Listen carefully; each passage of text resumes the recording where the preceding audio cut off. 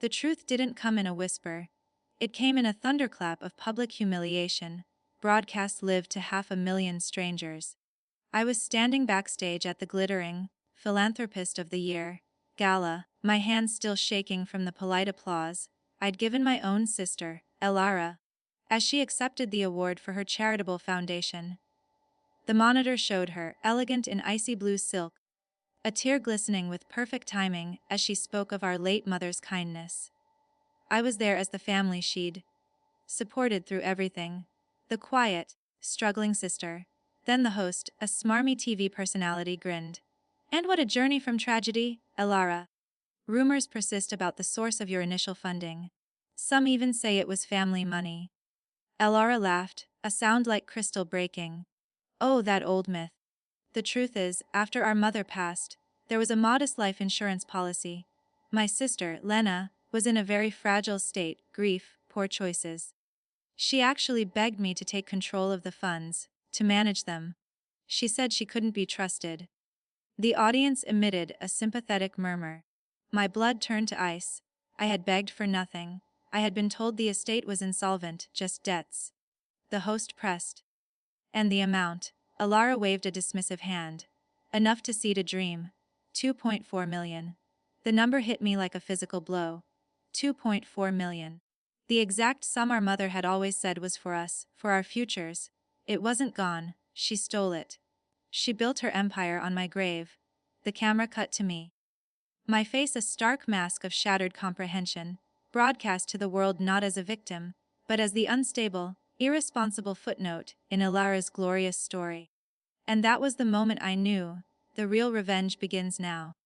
For a decade, I had been living in a different kind of room, one made of pure absence. After my husband David vanished with our 5-year-old twins, Sam and Chloe, the large suburban house became a cavern of echoes, each one a taunt. I sold it. Unable to bear the ghosts in every crayon drawing left under the couch, every tiny sneaker in the closet. I moved into a single, sun-bleached room in a quiet, decaying complex on the outskirts of the city, a place where time felt suspended. The walls were thin, but I heard no families. Only the occasional muffled television, or the sigh of the ancient air conditioner. I had no friends, for friends required explanations. And the story of my loss was a tangled, shameful thing. A husband who claimed I was unstable. A court that believed the man with the stable job. And the poised new fiancé over the woman crumbling in grief. My sister Elara had been my only tether. Let me handle it, Lena, she'd said, her voice smooth as chilled vodka. You're not well. The legal battle will destroy you. He's gone. Build a new life. She'd managed everything, she said. The lawyers, the finances. She told me the money from the house sale was mostly eaten by debts. That mother's estate had been a mess. She gave me a monthly stipend, just enough for my room and groceries. A pittance she called careful management. I became a ghost in my own life, floating through days of library books and night time walks. The loneliness a physical weight on my chest, so heavy I sometimes woke gasping, convinced the silence itself was smothering me.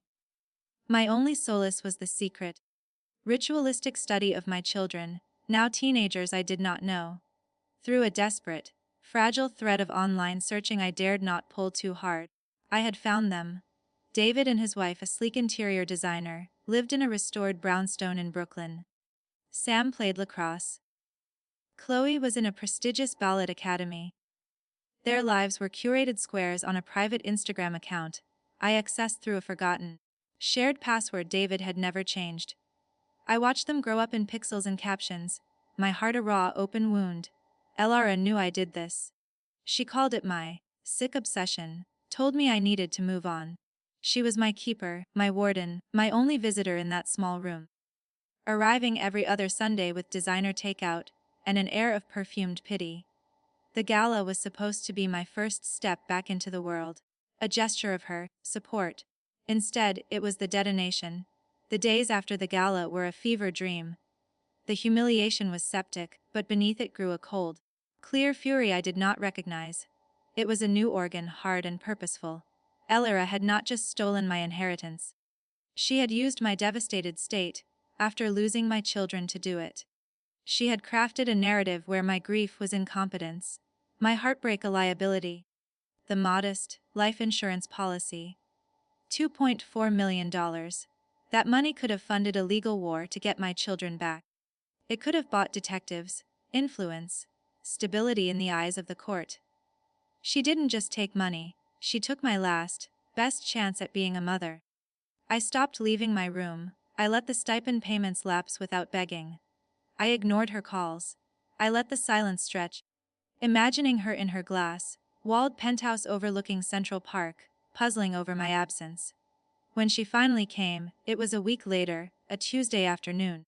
I heard the sharp click of her heels in the corridor, a sound entirely alien to this place. She knocked, not with concern, but with impatience. I opened the door.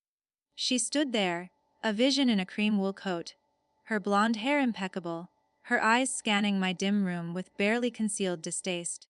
"You're not answering your phone," she said, stepping in without invitation. The room seemed to shrink around her presence. "I saw the broadcast," I said, my voice strangely flat. She sighed, setting her Birkin bag on my rickety table. "Lena, that was for the public. You know how these things are." I had to simplify. The estate was complicated. Mother's wishes were muddled. She told me the money was for us. Equally. Mother was on heavy medication at the end. She had fantasies. Alara walked to the window, peering out at the cracked parking lot. "You were in no state to handle that kind of capital. David had just left. You were a wreck. I protected you. That money built the foundation. It's doing real good." "It built you," I said. She turned, her expression cooling from performative sisterliness to something more authentic, mild annoyance. "Is that what this is? Jealousy? After everything I've done for you, the money I've given you, a stipend, for my own money." "It was never your money," she snapped, the mask slipping for a flash. She composed herself, a master of control. "Look, Lena. This bitterness isn't healthy. I came to offer you a real opportunity. The foundation needs an office manager, a quiet, simple job. It would get you out of this place, give you structure. You can even move into the guest suite in my townhouse." The offer was a gilded cage, a way to keep me closer, to monitor me, to forever be the benevolent savior to her pathetic sister. It was also my only way in. The anger in me didn't boil, it crystallized. I needed access. I needed to understand the architecture of her theft. I let my shoulders slump, feigning a defeat that was once entirely real. I don't know. "It's the right thing, Lena," she said, her voice softening into the familiar, manipulative tone. "Let me help you. Like I always have."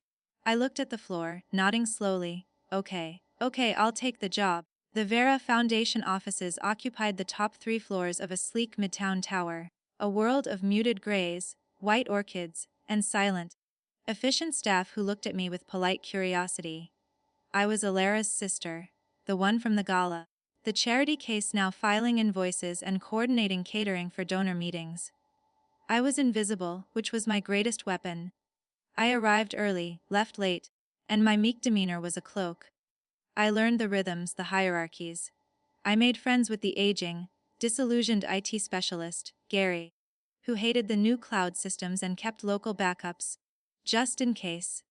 Over lukewarm coffee in the break room, he grumbled about firewalls and access logs, giving me, without knowing it, a map of the digital fortress.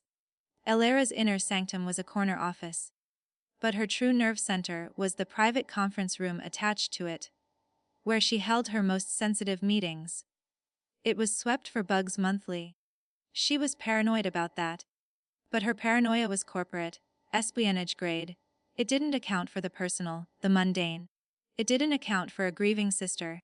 I started small, a voice-activated recorder, tiny and cheap, purchased with cash from a spy shop in a seedy part of Queens.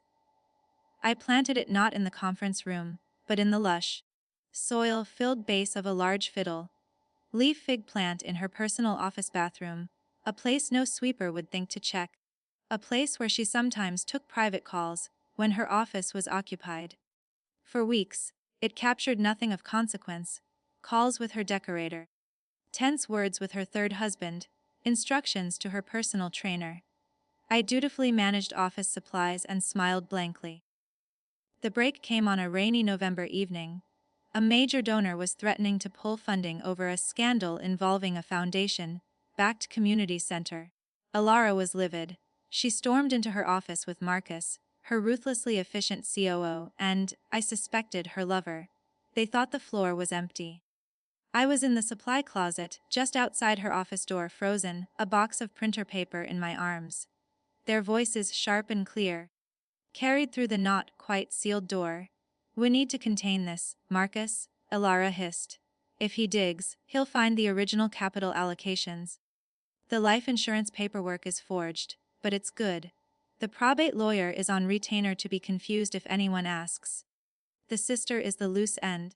"Alara," Marcus's voice a calm baritone. "She's in the building now. It's a risk." Alara laughed, a cruel short sound. "Lina, she's a ghost. She's so haunted by those kids, she can't see what's right in front of her." The monthly stipend was genius. It made her a dependent, psychologically. Even if she remembered the actual terms of Mother's will, who would believe her? I have years of bank statements showing me supporting her. She looks unstable, greedy, and David would testify she was unfit in a heartbeat. He owes me for steering him that top-tier lawyer. I stopped breathing. The walls of the supply closet seemed to pulse. She knew David, she helped him. The world narrowed to the strip of light under the door. "Still," Marcus pressed. "The original capital, if a forensic auditor, the original capital is gone, Marcus." Alara cut in, her voice dropping, becoming confidential, deadly. "It's been washed through 6 different shell companies, and is currently sitting as equity in the Balmore development in Queens. It's untouchable. The foundation's books are clean. The dirty money is far away, building luxury condos. My sister's inheritance is literally in the foundation of a building poor people will never afford." Poetic, isn't it? There was a pause. "You're sure she doesn't have a copy of the will?" "Mother's lawyer died last year. I have the only copy. It leaves everything to me. Citing Lina's incapacity, it's airtight. Now, let's draft a statement for this donor. We'll throw the community center director under the bus. Sacrifice a pawn. Save the queen." I waited until long after they left, until the cleaning crew's vacuums echoed in the distance. I retrieved the recorder from the plant, my hands steady, my mind colder than the glass of the tower windows overlooking the neon-washed city. I had it, a confession, not just to theft, but to conspiracy. Fraud and her collusion with David. It was a nuclear weapon, but launching it indiscriminately would only create fallout that could hurt my children. I needed precision. I needed a plan that wouldn't just destroy Alara, but would dismantle her world and return what was mine. The psychological warfare began in whispers. I started leaving subtle, untraceable traces of knowledge. I printed a screenshot of the Balmore Development website and slipped it into a folder of donor reports on her desk. I used a temporary email to send her a link to an article about probate fraud with the subject line, "Poetic Justice." I watched her closely. A flicker of unease in a board meeting, a sharper tone with an assistant, a second glance at the fig plant.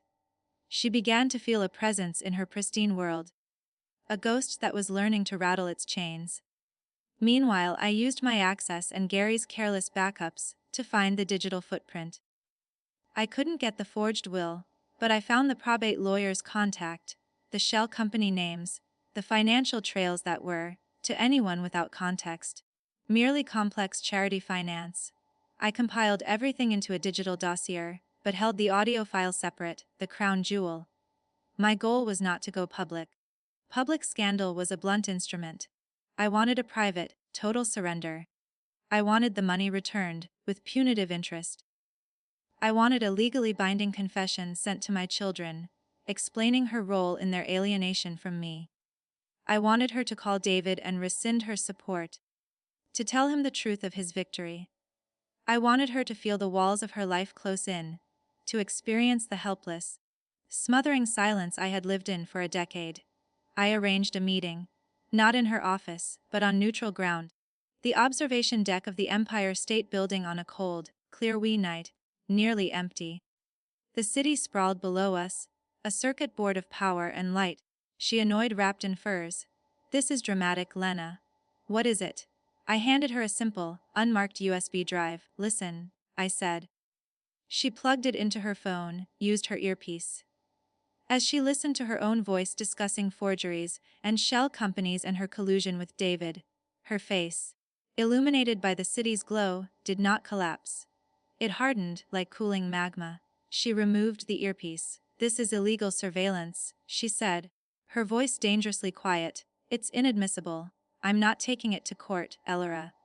I'm taking it to your donors. To the New York Times. To the board of the Balmore Development. This isn't about legal admission. It's about reputation. You built a brand on purity, on family, on charity.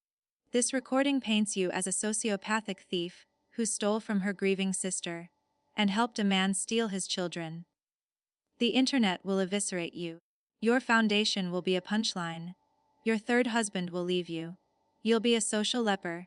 For the first time, I saw fear in her eyes. Not panic, but the cold fear of a chess player who realizes the board has been flipped. What do you want? 2.4 million. Times 3. 7.2. A wire to an account I control. A signed, notarized affidavit confessing to the theft. And your arrangement with David, to be held in escrow. You will schedule a meeting with David and his wife, and in front of me, you will tell them everything. You will recant every statement you made about my instability. And you will resign from the foundation, recommending me as interim director while a new board is formed. She laughed, a hollow sound snatched by the wind. You're insane. I've been alone in a room for 10 years, Alara. Sanity is a luxury I couldn't afford. This is the deal. You have 48 hours. If I don't have the wire receipt and a signed meeting time with David, the audio file goes to 5 news outlets and every major donor on your list. I turned and walked away, leaving her standing at the edge of the glittering abyss. The 48 hours were an eternity of taut silence. I didn't sleep. I watched the private Instagram account. My children's faces now a source of agonizing hope. I expected a counterattack, thugs, hackers, a smear campaign. Elora was not one to surrender, but she was also a supreme pragmatist. She valued her empire above all else. With 10 hours left, the wire hit. $7.2 million. A screenshot of a booked conference room at the Plaza Hotel for the following evening followed. The messagey, come alone. I didn't. I had a lawyer. A grim-faced woman named Rosario, whom I'd hired with a tiny fraction of the stolen inheritance I'd slowly saved from the stipend over years. She would wait in the lobby. The meeting room was opulent, overlooking Central Park. David was there, older, more polished, with the comfortable air of sustained victory. His wife, Amanda, was sleek and wary. Elera sat at the head of the table, pale but composed. Lena has some nonsense she's concocted, Alara began, but I hit play on a tablet. Their voices filled the room. David's face went from confusion to dawning horror, as he heard Elara detail her support for him, her manipulation of the narrative. Amanda stared at her husband as if seeing a stranger. You knew her, she whispered. You conspired with her. When it finished, the silence was thick enough to choke on. I slid the affidavit across to Elara.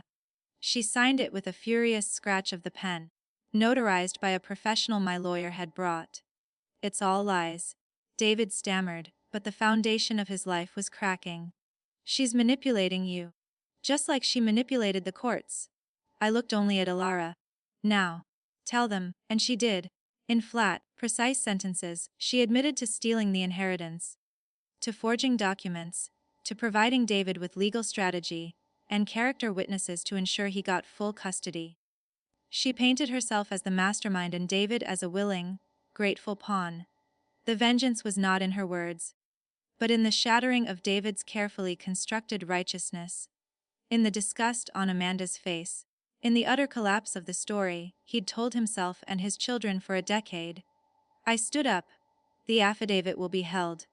If any of you approach me, or if my children are turned against me because of this, it will be released alongside the audio. The money is already gone.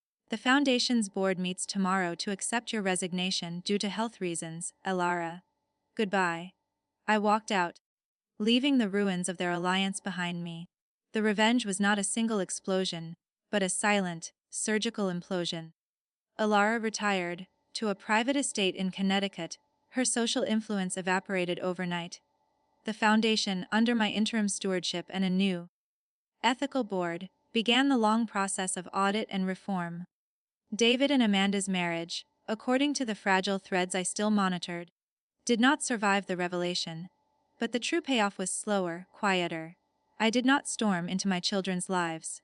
They were 15, strangers with my eyes. Using a portion of the returned money, I established a small, anonymous scholarship fund at Chloe's Ballet Academy and Sam's lacrosse camp. I hired a gentle, expert therapist specializing in parental alienation, making her available to the school they attended. I became a benevolent, distant presence, creating avenues for help and truth should they ever seek it. I moved out of the small room. I bought a loft with northern light, not far from their neighborhood. I filled it with art, with books, with life. The loneliness did not vanish. A decade of it leaves scars, but it was no longer a prison. It was a quiet space I now owned. Sometimes, on rainy nights, I walk the neon-reflecting streets, past the towers of power and the quiet brownstones, and I feel the ghost of that desperate woman in the sun-bleached room recede. She is not gone. She is the foundation I was forced to pour, hard and deep, upon which I finally built something that is truly, irrevocably mine. The silence now is not an absence but a choice. And in that silence, I can finally hear the faint, hopeful sound of a future beginning.